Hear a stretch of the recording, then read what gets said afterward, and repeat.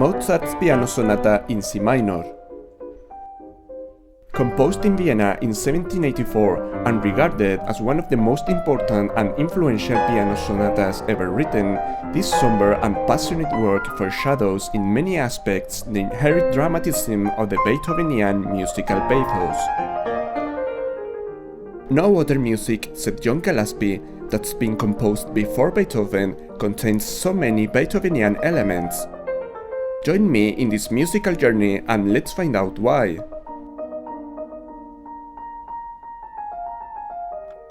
Context. During the Viennese classical era, minor mode keys weren't considered a neutral choice, something easily confirmed by having a quick look to the repertoire in which major mode keys constitute the preferred choice for the vast majority of works. According to the classical period ethos, minor mode keys are to be regarded as problematic as they require some special treatments compared to major mode keys. For instance, the addition of chromatic leading tones and the subsequent voicing problems this leads to. Additionally, in non-equal tempered tuning systems, which were the norm until the mid-18th century, minor triads usually sounded a little less consonant than their major counterparts, one of the reasons why in Baroque music it wasn't uncommon to finish minor mode works with a major triad instead, something known as the Picardy third. However, none of this is the actual reason why minor mode works were so rare during the classical music era.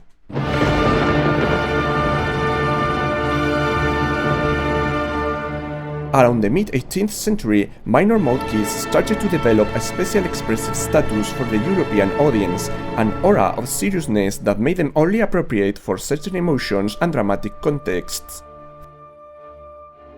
This new relationship with the minor mode reached its first peak during the 18th century 70s with the arrival of the so-called Sturm und Drang, or Storm and Stress in English, a literary trend that soon influenced the musical manners as well, characterized by its focus on strong and turbulent emotions and its rejection of conventions. Two main topics can be distinguished within the Sturm und Drang style. The ombra topic, which means shadow in Italian, associated with the darkness, the despair, and the horror, and the tempesta, or storm, which was the musical way of depicting agitation and fury.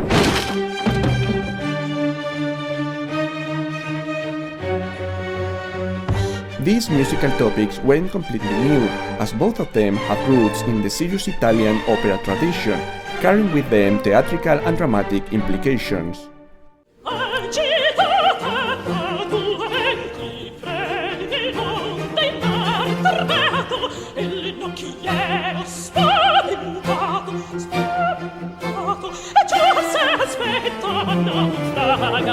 However, it wasn't until around mid-century when composers started to incorporate these topics into keyboard music.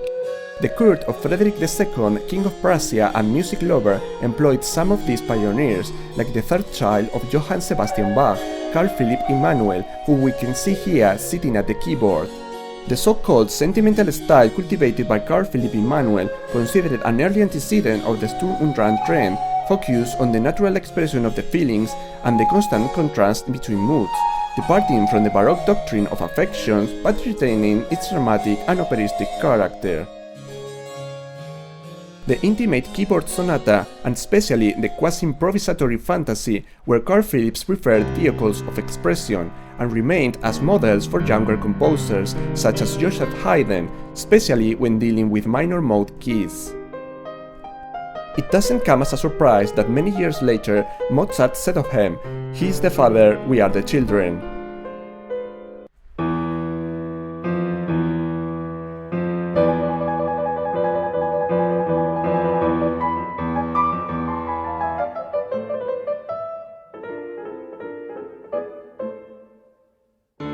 On December 1785, the Viennese editor Artaria published a set of piano works by Wolfgang Amadeus Mozart and dedicated to one of his pupils, Maria Theresia von Trattner.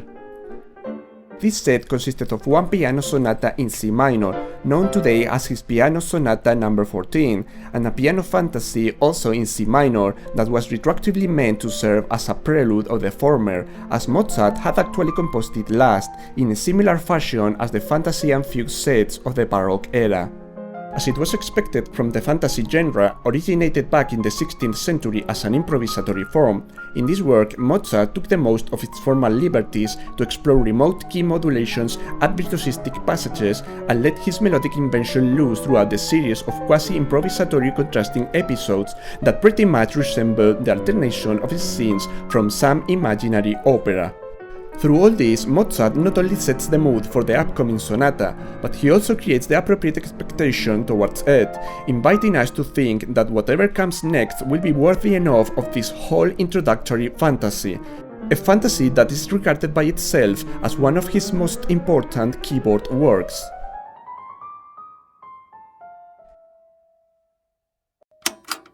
First movement. The movement starts with this basic idea, a racing unison motif based on the C minor arpeggio, stating both the initial key and the general mood. However, this short motif is not just an opening gesture. As we shall see later, it will be used again many times throughout the piece, in the manner of a fixed idea or idee fixe. The procedure of giving the very first motif of a piece a dramatic and structural role was certainly not new, but is always worth to be pointed out, as composers usually associate it with the idea of recurrence. The most famous example of this is the beginning of the Beethoven's Fifth Symphony, composed around 20 years later.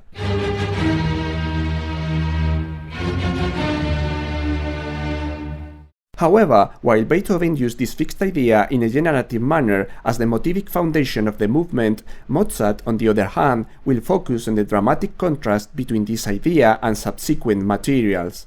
From a rhetoric point of view, this opening gesture may evoke what some call the Mannheim Rocket, a mid-18th century symphonic cliché in which the orchestra performs a quick ascending arpeggio in unison.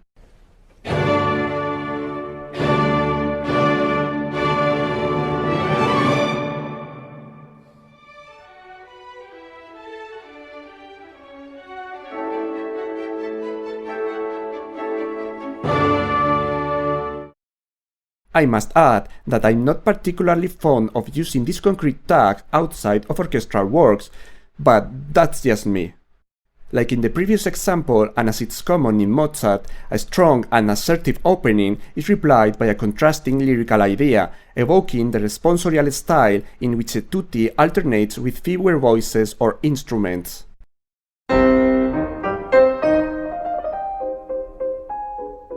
Then, this whole group is repeated sequentially, now on the dominant.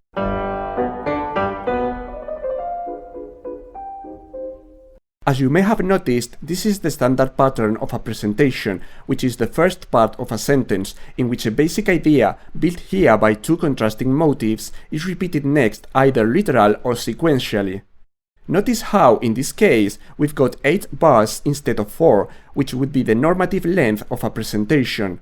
This is because the hypermeter, which is the implicit bar grouping beyond the notated meter, is arguably felt as 2-1 or 4-2 times signature, meaning that this part was written with 2 times the perceived bar numbers.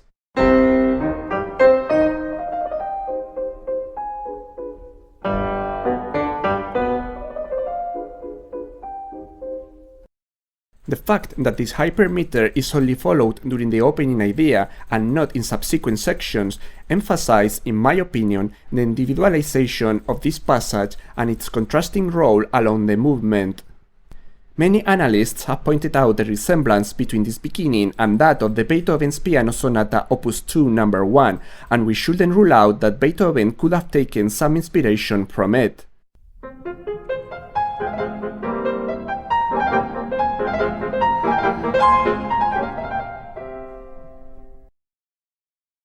And of course, we find a similar opening in Mozart's Fantasy in C minor.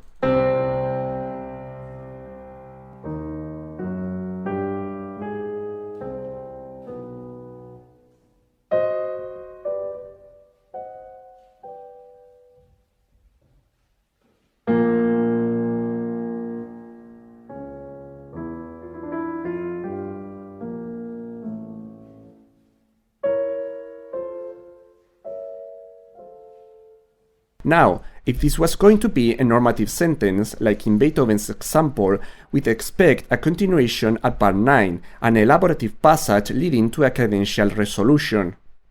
However, this is not a common sentence structure, and what we're given instead is another presentation, with a clear contrasting texture and built on a dominant prolongation pedal.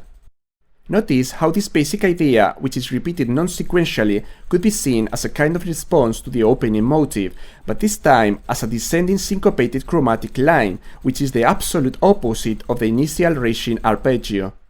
The tremolo accompaniment is also worth noting, as in conjunction with the syncopated melodic design, it evokes the tempesta or storm topic within the Sturm und Drang style.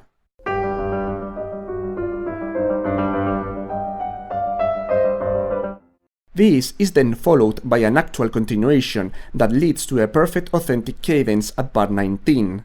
Notice, however, how the arrival to the cadential closure is delayed by the repetition of the initial bars, which is a common type of thematic extension.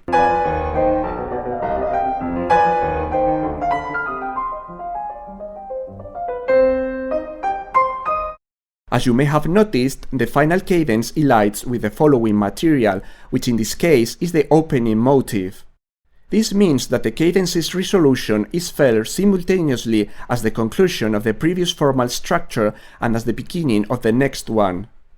When a perfect authentic cadence elides with previously heard material, like in this case, I use the term one more time perfect authentic cadence. This resource undermines the conclusive feeling of the cadence, and in cases like this, it gives the impression that the repeated material behaves as a dramatic character, interrupting whatever was going on up to that point. The first movement of Mozart's Piano Sonata No. 7 displays an excellent example of this technique.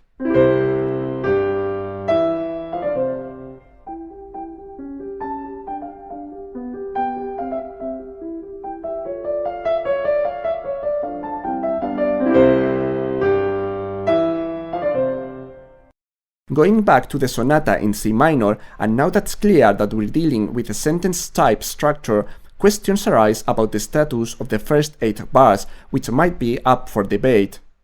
One option is considering them as a thematic introduction, meaning that they serve as a preparatory material for the upcoming theme, without being properly part of it.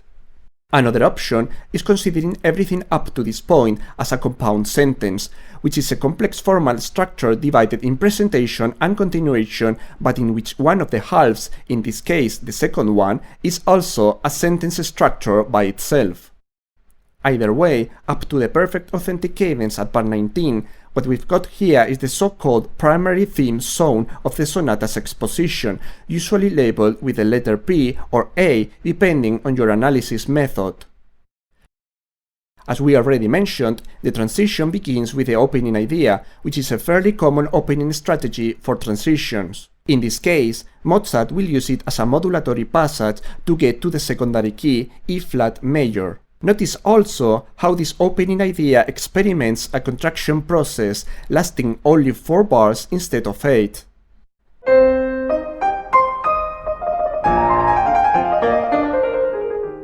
Curiously enough, a very similar pattern will be followed by Beethoven in his Opus 2 No. 1.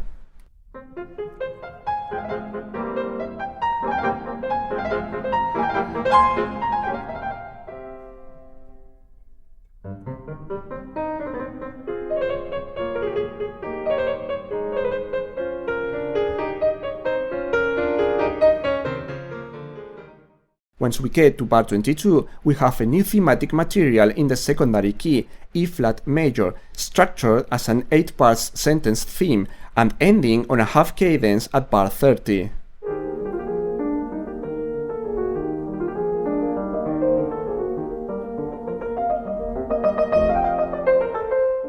Some analysts have described this very passage as a premature arrival to the secondary key, but I don't fully agree with that statement, as there are no fixed rules regarding when the modulation to the secondary key must take place in a transition. Hence, we can find examples of transitions where the modulation occurs at the beginning, like in this case, or near the end, as well as plenty of transitions with no modulations at all. So at this point, you may be asking yourself why not considering the bar 23 as the beginning of the secondary theme zone. There are two main reasons why this wouldn't be correct from the sonata theory perspective. The first one is the tonal plan. As we shall see later, this passage won't reappear in the main key in the recapitulation, which is an essential requirement for the secondary theme zone. The second one is because this passage behaves pretty much as expected from a transition. There are three main recurrent features of transitions in fast movements. The first one is the forward motion character, which can appear in the manner of elaborative passages without a defined formal structure or as proper thematic units, usually with some rhythmically dynamic element that makes them feel somewhat unstable. Second, these transitions usually end on a half cadence, optionally followed by a dominant prolongation passage known as standing on the dominant. And third, after the half cadence and the optional standing on the dominant, we usually find a medial caesura, a divisory rest that sets apart both halves of the exposition. However, many times this rest is only implicit, as it may appear filled with a leading passage. In summary, in this transition we've got a 4 bars long opening gesture that modulates to the secondary key, then an 8 bars long theme that ends on a half cadence at bar 30, followed by a brief standing on the dominant meant to disperse the energy gained up to this point, and finally a 2 bars long medial caesura filled by a leading passage.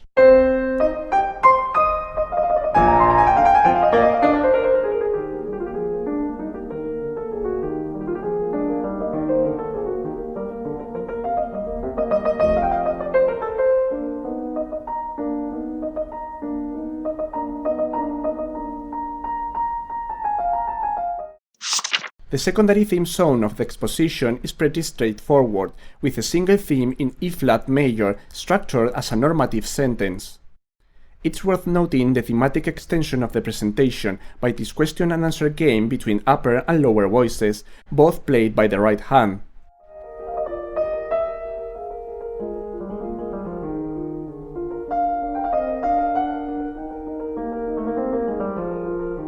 The lyrical and playful character of this passage is also an important element of contrast with respect to everything heard up to this point. The continuation, on the other hand, goes back to the umbra topic, establishing a kind of dialogue between light and darkness.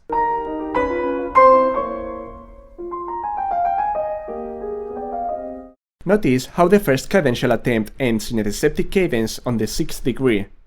Delaying the satisfactory arrival to the closing perfect authentic cadence is one of the most usual resources employed by Mozart when it comes to extending the secondary theme zone, increasing also the expectation towards the actual final cadence.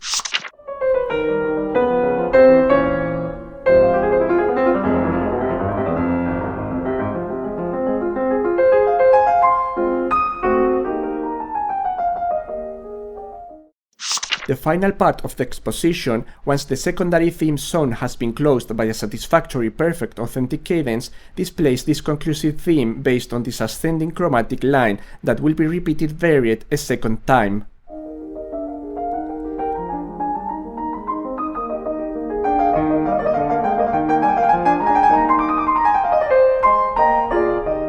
After the perfect authentic cadence at bar 67, we've got a brief codetta that seems to be going to conclude exposition right away, but instead, at bar 71, we hear the reappearance of the opening motive, which announces a retransition that modulates back to C minor.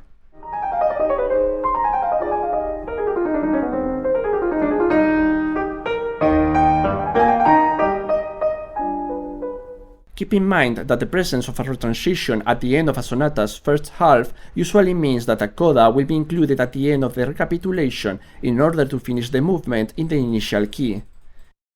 Developments in the classical era are usually set in two main parts. In the first one, we move away from whichever key the exposition ended on to a new temporary main key. In the second one, there is usually a series of modulatory processes that will bring us back to the initial key, in preparation for the beginning of the recapitulation.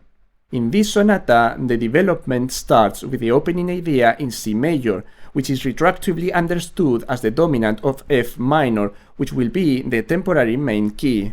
Notice how the first 8 bars are pretty much a transposition of the transition, which will be abruptly interrupted again by the opening idea at bar 83.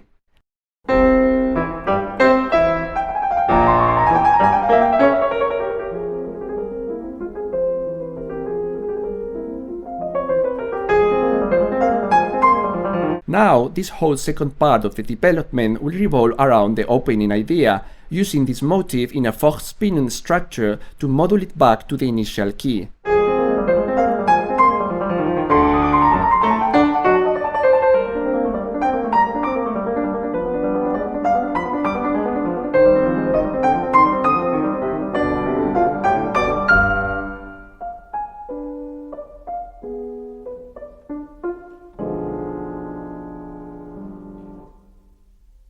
The recapitulation starts with a literal restatement of the primary theme zone, which makes this what some theorists call a type 3 sonata form.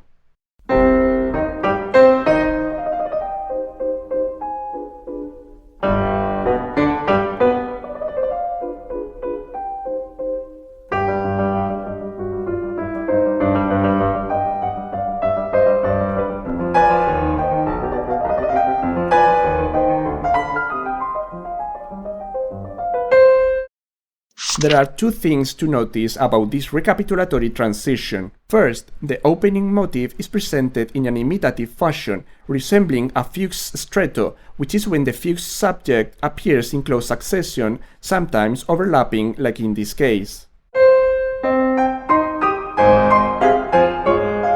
The transition's main theme now reappears in a varied fashion, and it sounds in D-flat major, which is the flattened second degree or Neapolitan key of C minor.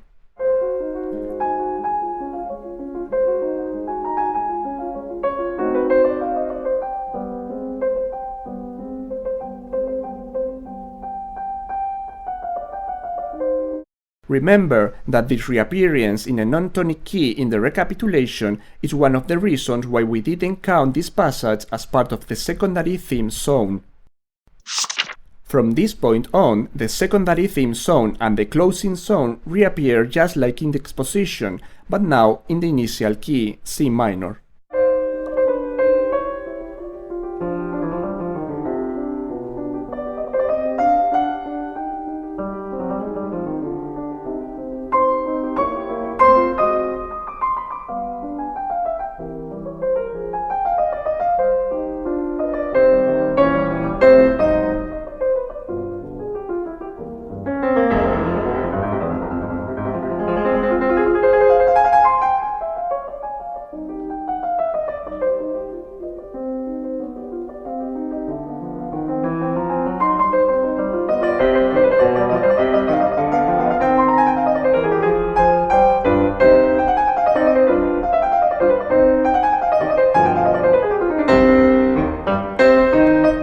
As we explained before, the main issue with the end of the closing zone was the presence of a retransition that moved away from the secondary key in the very last moment. Because of that, Mozart includes a whole new section that will serve as Coda to bring the movement to a satisfactory ending. In this Coda, we distinguish three main events: an imitative intervention of the opening motive, which, then again, resembles a fugue stretto, a cadential passage that leads the music to a much more conclusive perfect authentic cadence than the one from the secondary theme zone, and finally, this whole new codetta based on a syncopated motive.